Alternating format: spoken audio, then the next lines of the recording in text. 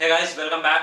तो इस वीडियो में हम बात करेंगे कैसे इस रिसेशन के समय में जो सर्विसेज कंपनी है वो ज़्यादा रिलायबल है हमारे प्रोडक्ट बेस्ड कंपनियों से।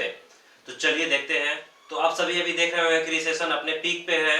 अगर आप लिंक्डइन खोल रहे होंगे तो सबसे पहले आपको अगर कोई पोस्ट मिल रहा होगा तो मैक्सिमम प्रोबेबिलिटी है कि आपको जो पहला पोस्ट दिखाई दे रहा होगा वो होगा फायरिंग से रिलेटेड कि मेरा ले ऑफ हो गया है, आई नीड हेल्प करके। काफ़ी कंपनीज 10,000 12,000 इस तरह के नंबर्स में फायरिंग कर रही हैं। अगर आप ये पोस्ट देखें तो आप देख सकते हैं कि नवंबर से अभी तक मोर देन 60,000 जॉब कट किया गया है। अब बात करते हैं कि फायरिंग कौन सी कंपनी कर रही है, कहाँ पे मैक्सिमम हो रही है। अगर हम टॉप प्रोडक्ट्स कंपनी की बात करें जो गूगल, माइक्रोसॉफ्ट, फेसबुक, अमेजोन ये सब हो गए, तो ये सब अगर देखेंगे आप तो इंडिया में भी कुछ फायरिंग हुए हैं, लेकिन maximum I think more than 90% अगर आप कहें तो ये फायरिंग तो ये ले ऑफ जो हुआ है वो अमेरिका में हुआ है, यूएस में हुआ है। हाँ, लेकिन अगर उनको छोड़े तो दूसरे जो प्रोडक्ट बेस्ड कंपनीज हैं जैसे ट्विटर हो गया और भी जो जिन्होंने फायरिंग की है उन्होंने इंडिया में भी ले ऑफ किया है। तो इंडिया में भी इम्पैक्ट पड़ा है इस रिसेशन का।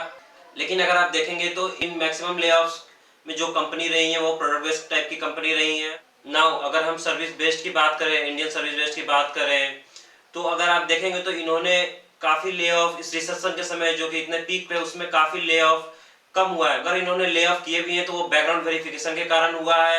मैं खुद अभी सर्विस बेस्ड में हूँ और जहाँ तक मेरी कंपनी में है तो मैं देख रहा हूँ कि जो भी ले ऑफ हुए हैं कुछ वो बैकग्राउंड वेरिफिकेशन के कारण हुए हैं। और अगर बैकग्राउंड वेरिफिकेशन के कारण अगर कोई अगर टर्मिनेट होता है तो उसको अगर आप ले ऑफ बोल रहे हैं तो I think that won't be fair.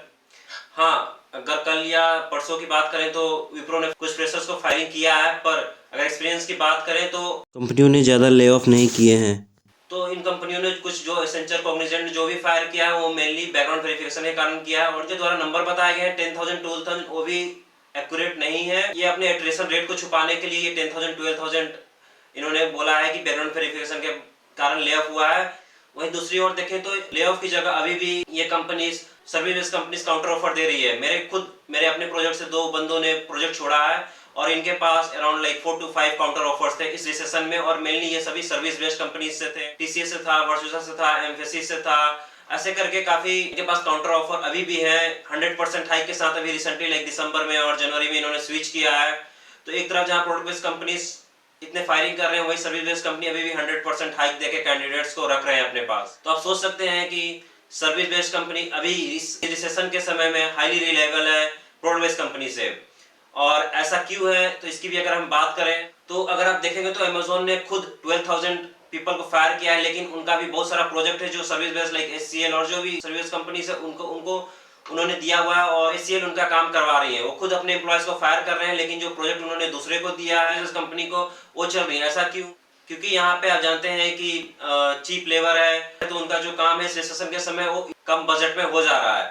That's why maximum of the US companies को प्रेफर कर रही हैं, वहां पे वो ले ऑफ कर रही हैं और अपना काम इंडियन सर्विस कंपनीज को जो कि कम चार्ज करती हैं उनसे करवा रही हैं। और दैट्स द रीजन कि सर्विस बेस्ड कंपनी भी और काउंटर ऑफर देके कैंडिडेट्स को ले रही है। और मैंने तो दोनों प्रोडक्ट बेस्ड और सर्विस बेस्ड कंपनी से काम किया। प्रोडक्ट बेस्ड की बात करें तो एलजी आर&डी में था और फिर से भी प्रोडक्ट बेस्ड लाइक एमडॉक्स में भी काम कर चुका हूं मैं। अब सबका अपना अपना एक्सपीरियंस होता है, अपना अपना व्यूज होता है, लेकिन मेरा जो एक्सपीरियंस रहा है वो सर्विस बेस्ड में भी अच्छा रहा है, लर्निंग के मैटर में या फिर वर्क लाइफ बैलेंस में भी काफी सही रहा है। तो अगर अभी इस रिसेशन की बात करें तो service based company highly reliable है प्रोडक्ट बेस्ड कंपनीज के मैटर में। इस वीडियो में इतना ही। अगर आपको कुछ अगर कहना है, डिस्कशन करना है तो आपको कमेंट में कर सकते हैं। और हाँ, जाने से पहले चैनल को जरूर सब्सक्राइब कर लीजिएगा।